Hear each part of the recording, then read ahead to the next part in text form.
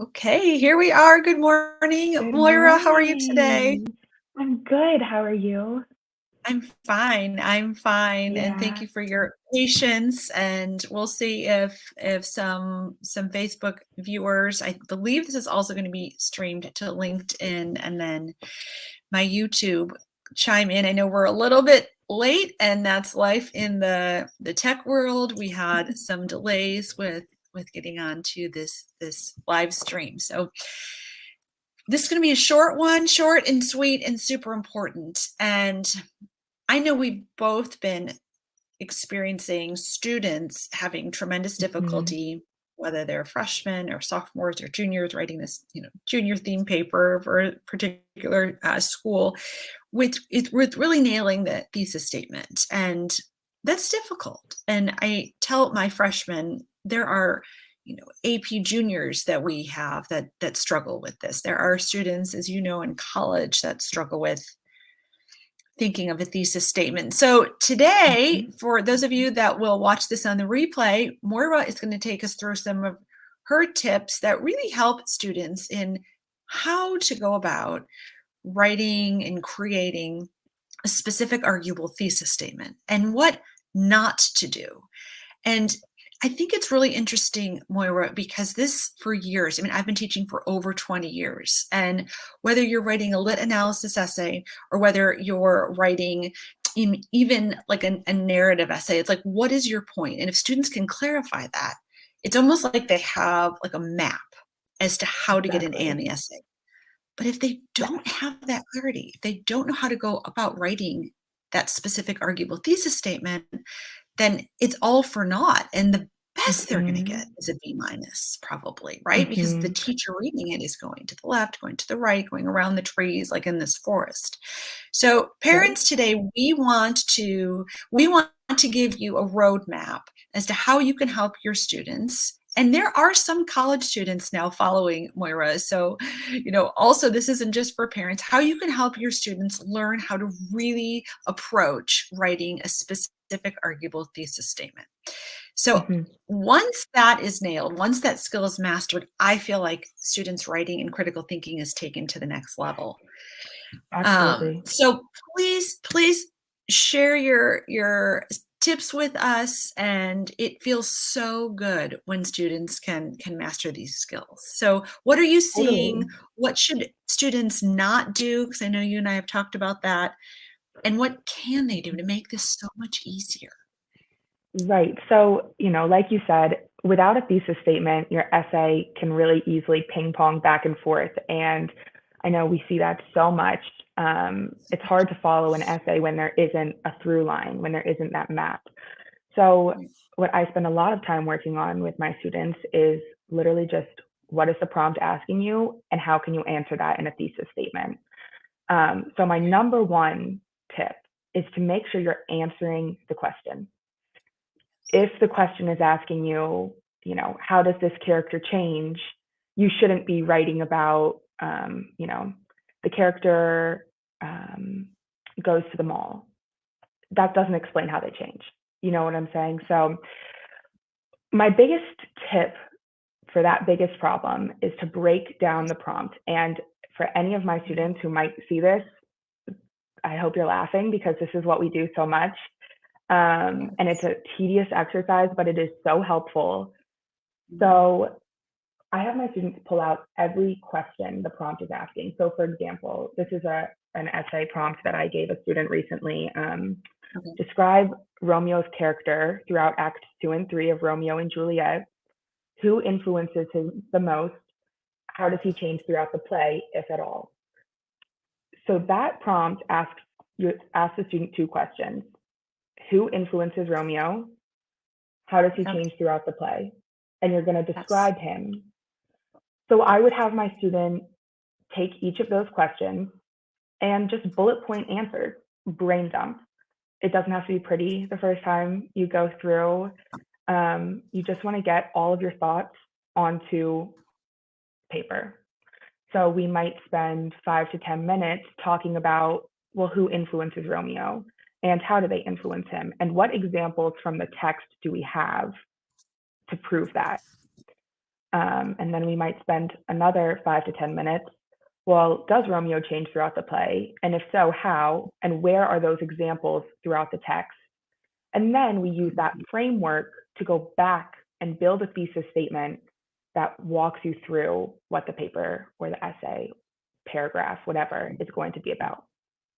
Right. So, no, this is fabulous. And really what I'm hearing from you, and I'm picturing a lot of our students is like, whoa, whoa, whoa, let's examine the essay question Hmm. before we can come up with this marvelous specific arguable thesis statement. And like Absolutely. so many elements of writing, whether it's writing an effective attention grabber or a memorable conclusion, students just want to be done. They just want to be there. And that's human nature, right? Like we Yes. just want to be so healthy. I just want to be able to Yes.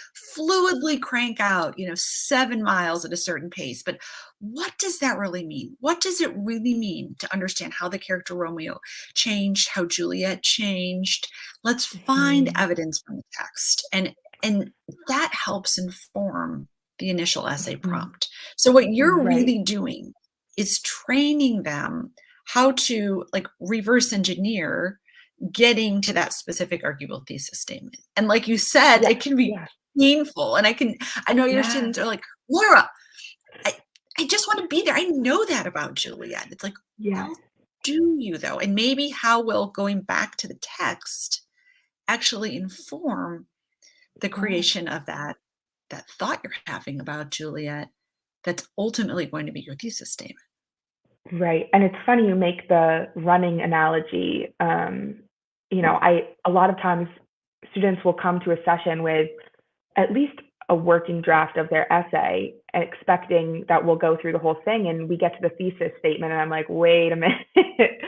We need to go back to square one because this is not a working thesis. And so having the framework of here's how you can save yourself those extra steps by building in a little extra time at the beginning. Um, it's Right, hard to so much. see the long term goal, but that's what we are really trying to emphasize that to my students, that just by taking that extra 15-20 minutes when you get your essay, when you're sitting down to Yep, start on it, you can save yep, yourself so much time. right, right, right. And tell us, I know, and I'm like purposely wanting to see what you're going to say with this. And I feel like you and I in a meeting touched upon one of the big like thesis statement flaws, like what we both see. And like I would literally say this to a lot of my freshmen, and then sometimes sadly to a lot of my juniors, like really great Yeah. students who have had not mastered this yet. But what is something you're seeing when students do say, okay, Moira, here's my draft and I have my thesis, and you're like, in the back of your mind, you're like, oh, but do you? And what is like the Mhm. biggest, I mean, flaw, but it's like they're halfway there. Like, what is it that you Right. see? You know what I mean? Yeah. Right. And I think this is what I told you during our this meeting, but Yeah. a lot of students are married to the idea that a thesis statement has to be three examples, right? Like these are what your three body paragraphs are going to be about. Yes. Yes. And having three examples is great, but if they don't answer the prompt, then that's not a thesis statement, or you're writing an Right. essay about the wrong thing. Right. So I Right. find that, especially, that bullet point technique, breaking down the prompt really helps students see, okay, these are three great examples, but they're not Yes. getting at what I want to say. They're not getting at my argument or what the prompt is Right. asking me to Right. argue. So I think that's a great strategy. It doesn't, it's not always wrong, but being comfortable with like breaking out of that structure can be a game Yes. changer. Yeah. Yeah. I think so. I think so. And you actually answered it perfectly. It's almost like students will bring into their thesis statement the three reasons that prove the thesis, but they're missing that argument. They're Yes. missing that argument. I've come up with there's a two words two words I'll say to my student. I'll say, if you can get into the habit with your writing, especially with writing about, Romeo and Juliet, The Great Gatsby, The Catcher in the Rye, The Odyssey, or even, this junior theme paper with your thesis statement, Right. two words. And they're like, Mrs. Haskell, what are you going to say here? And I'm like, you know what? once you master getting into the habit of with thesis statement writing, after you broke down the prompt, exactly like you said, Moira, asking this question, you're going to take your writing to the next level. And they're like, oh, what are these 2 words? I'm like, oh, are you going to listen? Are you going to write this down? You're going to write this down everywhere. You're going to put it in your phone somewhere. And the 2 words are this: so what?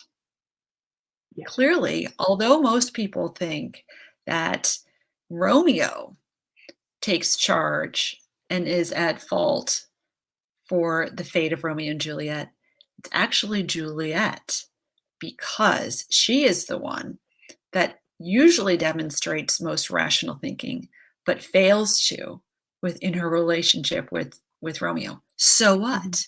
And keep going, right? And so Mhm. those Mhm. 2 words where and students are like, oh, you're right. And that prevents them from thinking they're done with their thesis by bringing in their Exactly. 3 examples. It's so what? Exactly. So what? And I think the so what question also segues great into another problem or, complication that I see a lot is being concise with your thesis. Your thesis isn't the place where you give an overview. You don't give the background and context of the story in your thesis Right, statement. right. You want to get to the point and be concise. And I always tell my students, you want to say as much as you can in as few words as possible. Lovely. And I always Yes. use this example that last year in one of my journalism classes at school, my professor had us write this long, I mean, it must have been 500 or 600 word personal essay. And he sent it back to everyone and said, okay, now cut 50% of what you wrote, Absolutely. but don't Yeah. lose Right. anything that you said, but cut the word count. Right. And I was shocked. I didn't know how I was going to do it. And then once I started really paying attention, I think I turned 600 words into 250 words with the exact Ah, same message. right. Exact same Um, message. Right. Right. so I really That's encourage my really students interesting. Yeah. to keep that in mind. Mhm. You don't need to Mhm. Mhm. have, you don't need to say, for example, Right. to be able to. You can shorten that. You Well, can cut well, out that's good. anything Right. extraneous, Right. um, Right. Right. and really keep your Mhm, and thesis tight. really keep your thesis tight. Yeah, I think it's almost like what I'm hearing from you, Moira, is these tips for how to write and master a specific arguable thesis statement are also relative to good writing in general. I mean, I'm thinking of college essay and a lot of these students, like I'm thinking to last fall, like, Miss Haskell, I added this detail, I added, sensory detail and more examples, but the essay's supposed to be 650 words, right, for the Common App. And Miss Haskell, Yeah, I'm like, let me just ask you, if you did everything I said and you really pushed your thinking and you answered the so what and you had clarity, you're at 1,300 words. They're like, oh my gosh, yeah, well, I'm at like 1,250. It's supposed to be 600. I'm like, okay, now let's cut that down because you got yes. all the main content out of your brain. And really, don't Mhm. you think it can be applied to the thesis statement? Like, get it all out, get the so Exactly. what out, Yes. look at those examples, but then cut it down. So I think that's a Right. great place to wrap it up because I think we have 3 wonderful tips here. I'll type that last one in Mhm. the comments. I mean, really to clarify and consolidate and condense once you do Mhm. have the so Absolutely. what out there. This is Yeah. really fascinating, and I just wanted to, touch on also how students need instruction. They need good teaching. They need excellent tutoring. They need the discipline of commitment to hone in on these skills starting in 8th grade, starting with freshman year, because they're going to be expected to write at a certain level. And I know there's a lot of talk and a lot of concern with AI and Chat GPT. And I know you and I are both keeping an open mind about how this artificial intelligence can help students get through writer's block or help present ideas. But also, I think the big concern for educators beyond the ethics and the idea of cheating from my lens of the world is it's just another means to sadly cut back on how kids can develop these skills Mhm. because the Mhm. need for them ever profession they go in is more prevalent than ever, right? Yeah, And so absolutely. that's a discussion for another day, but I do think it's there, and I think there are a lot of fun, exciting things to talk about in that realm. Well, thank Yeah, you for your time. Is there of anything you course. wanted to leave our viewers with, or any any last words of wisdom you'd like to impart upon us today? I think just being persistent with your writing, and not trying to rush. I know it's so easy. I was a student less than a year ago, and I know the feeling of wanting to be done.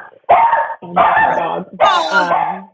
Oh, that's okay. So cute. That's so cute. Um, Well, I think so. Being yeah, persistent, committing, not giving up, and knowing that it can always get better if you try and if that commitment is there. exactly. So Yeah, totally yeah, awesome. Well, thank you, and thank you for of all the course. hard work you do with so many students here, Moira.